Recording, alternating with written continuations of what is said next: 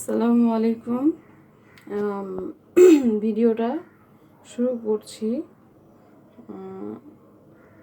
আমি সবসময় ভয়েস দিতে পারি না, কেন একটু প্রবলেম আছে। এটা এক সময় যখন সময় হবে তখন আপনাদের জানাবো। তো আপনারা ভিডিওটা দেখতে থাকুন। যে গ্যাসটা অন করে দিয়েছি, এখন হচ্ছে পানি গরম দিয়েছি। এই পানি গরমের মধ্যে আমি এই কচুরমুখীগুলো সেদ্ধ দেব। অনেকে আছে আপনার সেদ্ধ ছাড়াই রান্না করা যায়, অনেকে খায়, আমিও খাই। অনেক সময় রান্না করে সেদ্ধ ছাড়াই।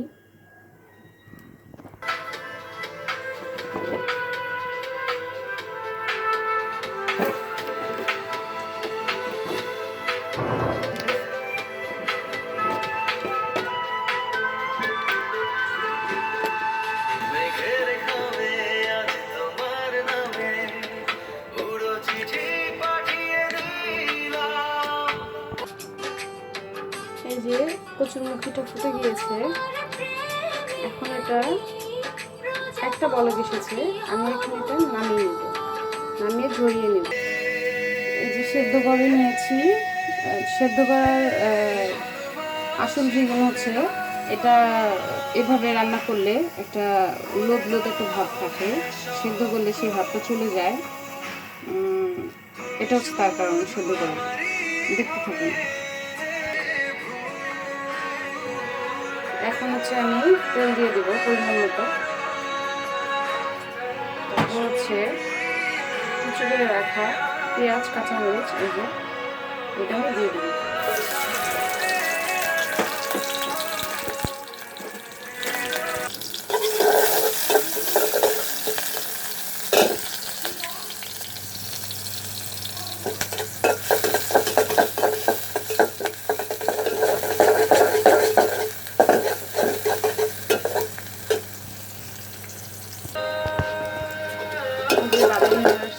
এখন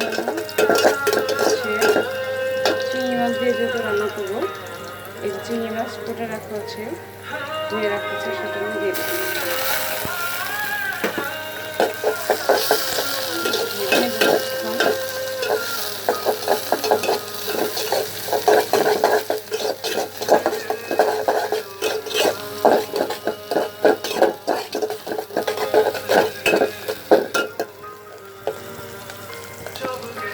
ভাজা হয়ে গেছে। এখন আমি এটার মধ্যে পানি দিব মশলা কষানোর জন্য।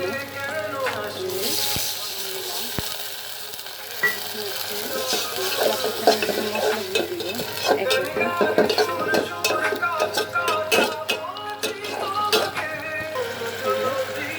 মশলাগুলো দিয়ে দিব।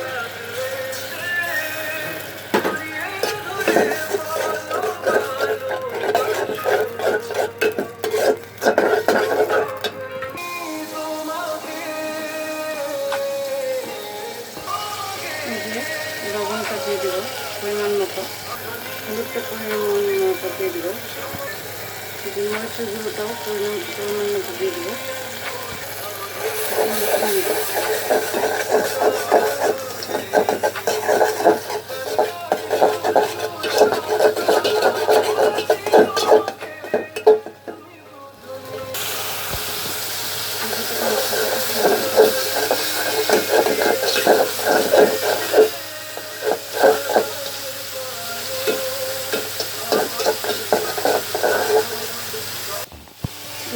হয়ে গেছে।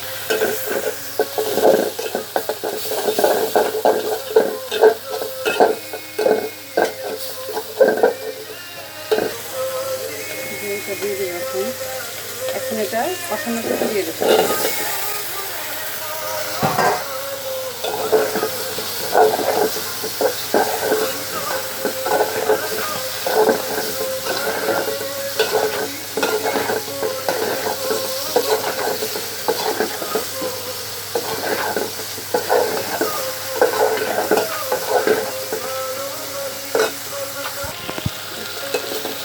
কষাতে কষাতে তেল ছেড়ে দিয়েছে।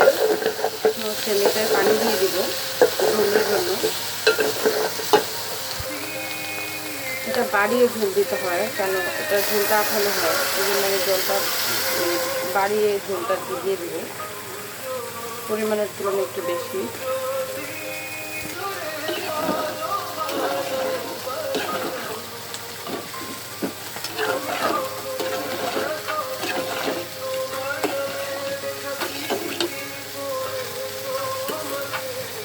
একটু হাতে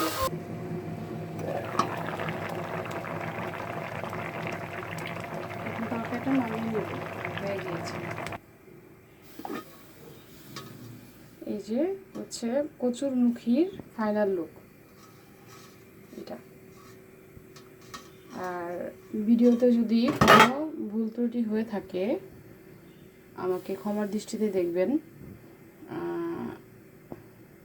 মানুষ মাত্রই ভুল হয়। আগে আপনাদের কাছে ক্ষমা চেয়ে নিচ্ছি, আর ক্ষমার দৃষ্টিতে দেখে আমার পাশে থাকবেন, আমাকে সাপোর্ট করবেন। আর যদি কোনো ভুল ত্রুটি হয় কমেন্ট সেকশনে যে কমেন্ট করতে পারেন যে আপু আপনার এখানে ভুল হয়েছে, আমি সেটা সংশোধন করার চেষ্টা করব।